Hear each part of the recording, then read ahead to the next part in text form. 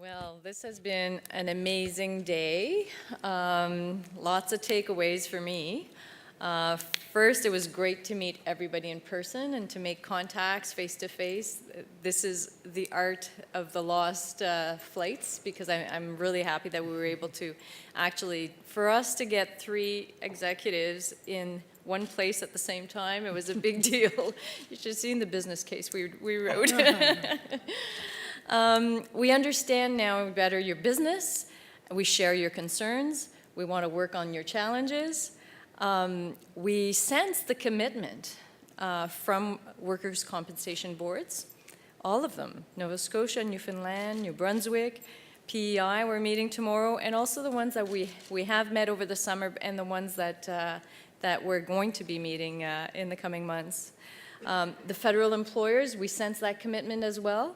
And obviously, you've seen, I think, from us, from Federal Workers' Compensation Service, that we are committed.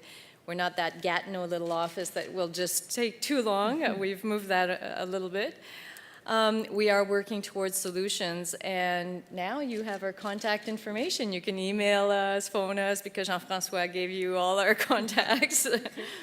So I did want to thank Shelley and Andrea, and it was great to meet Stuart and hear from him this morning. Paul, you're amazing at your job. Si tu parles français, je veux ton numéro de téléphone. Je veux t'avoir. Okay. Daniel and the rest of the team, I know that everybody's been very great at supporting us, so thank you. Okay. Thank you. So I too would like to thank all of you for being part of this important conversation today.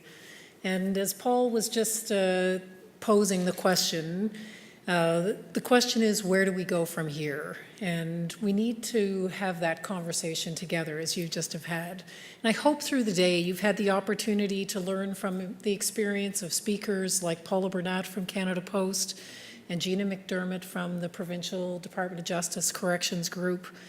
I also hope you've had the time, and it sounds like you have, to learn from each other through your group discussions, to have ideas and gather insights that'll carry you forward as you return to your own workplaces and consider how you will lead in the weeks and the months ahead. At the WCB, as Paul has said, we will continue to do our part, continue to work with our partners to reduce workplace injuries, and when they do happen, to help workers return to work in a safely timely manner. And we will continue to facilitate conversations like this one that we've had today. This is our part of the Nova Scotia that we know that we can achieve. And we ask you, we are in fact relying on you to continue to do your part. We need to build on that foundational belief that Stuart spoke about this morning, that caring for one another and keeping each other safe from harm will make us better.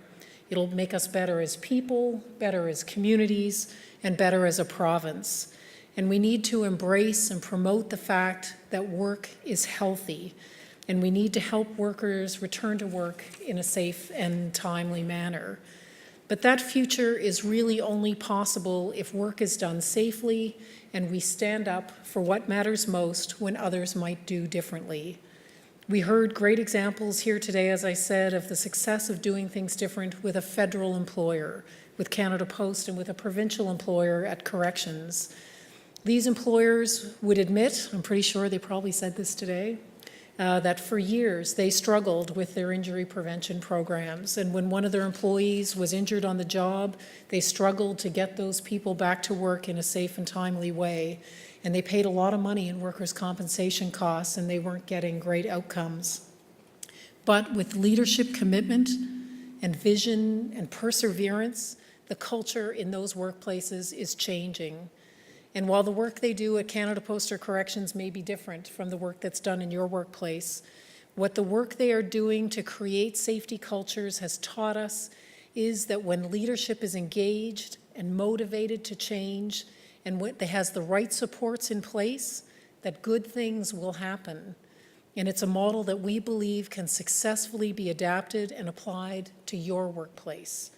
We believe that the power of the conversations that you had today on leading change in your organizations, on injury prevention and injury management, and talking about together, where do federal government employers go from here, You are beginning the work on changing your safety culture. We believe, like Canada Post and Corrections, we believe that you can do it. So why does it matter? You may ask yourself. It matters because this is about a shift in mindset. If we make the right choices and leaders emerge with the right attitude to take us forward, we will all be better as a result. We learned today that focusing on safety and injury prevention is an investment that pays off in terms of increased productivity, employee retention, reduced absenteeism, but perhaps more importantly, your people can go home at the end of their workday to enjoy what matters most to them. We're here to be your partner, to provide the guidance and support you need in moving forward, but it is up to you to be safety leaders. The bottom line is safety can't just be lip service, it can't be a paper process. It has to be the start of a continued commitment to champion workplace safety here in Nova Scotia. And you've started it by being here today, by agreeing to have an ongoing working group, by having maybe an annual federal forum? I don't know.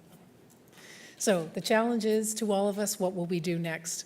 As we saw in the video this morning, that when Stuart was speaking, leaders just aren't CEOs and presidents. Everyone here today is a leader that can influence change and make your workplace safer.